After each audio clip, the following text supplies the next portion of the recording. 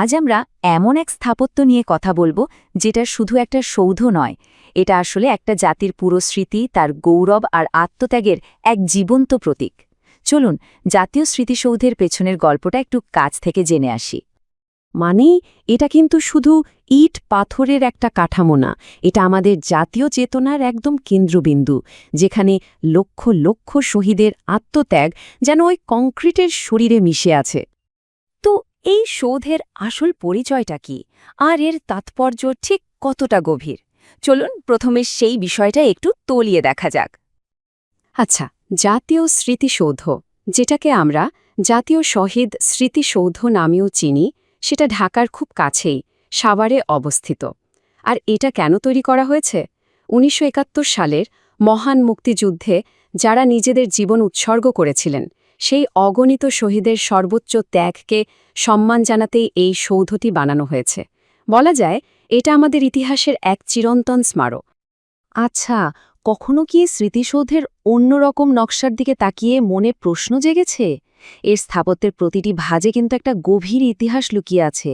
চলুন খুঁজে বের করি কিভাবে এই নকশা আমাদের স্বাধীনতার গল্পটা বলে। এই স্মৃতিসৌধের মূল কাঠামোর দিকে যদি খেয়াল করা হয়, তাহলে একটা সংখ্যা বারবার চোখে পড়বে, একটা বিশেষ সংখ্যা যেটা এর পুরো তাৎপর্যকে ধরে রেখেছে, আর সেই সংখ্যাটা হলো ৭। তো এই যে ৭টা আলাদা আলাদা ত্রিভুজের মতো ফলক আমরা দেখতে পাই, এগুলো আসলে কোনো সাধারণ ডিজাইন না। প্রত্যেকটা ফলক বাংলাদেশের স্বাধীনতা সংগ্রামের এক একটা গুরুত্বপূর্ণ পর্যায়কে তুলে ধরে।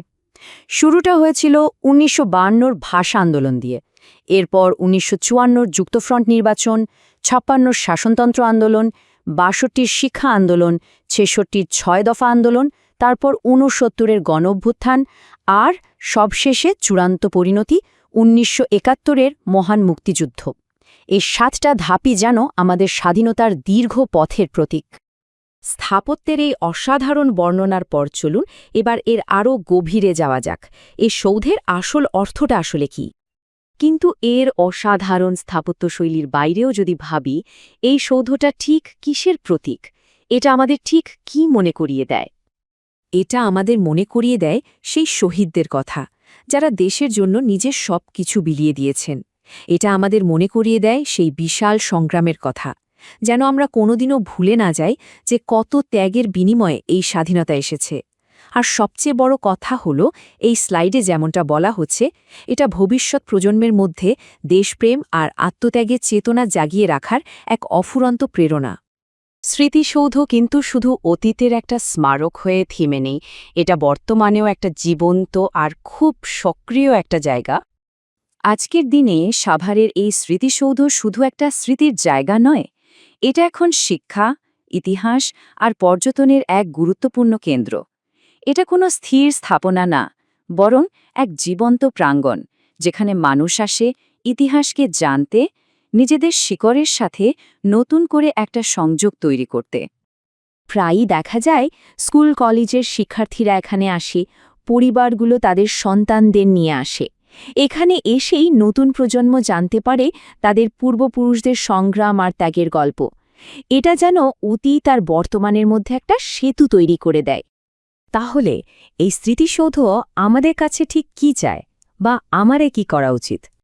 এই সৌধটা কিন্তু আমাদের প্রতিনিয়ত মনে করিয়ে দেয় স্বাধীনতার আসল মূল্য, মানুষের আত্মত্যাগ আর দেশপ্রেমের কথা। এটা একটা নীরব কিন্তু খুব শক্তিশালী বার্তা, যা আমাদের জাতিগত পরিচয়ের ভিত্তি। তাই এর যত্ন নেয়া এবং এর পিছনের ইতিহাসকে সম্মান জানানো শুধু সরকারের নয়, আমাদের সবার সম্মিলিত দায়িত্ব।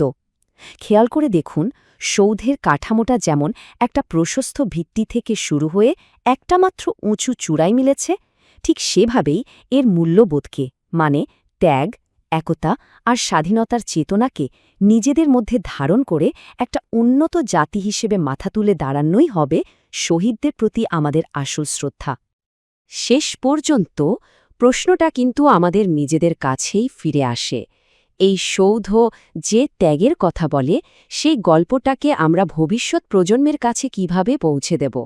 আমরা তাদের এই আত্মত্যাগের স্মৃতিকে কিভাবে বাঁচিয়ে রাখব?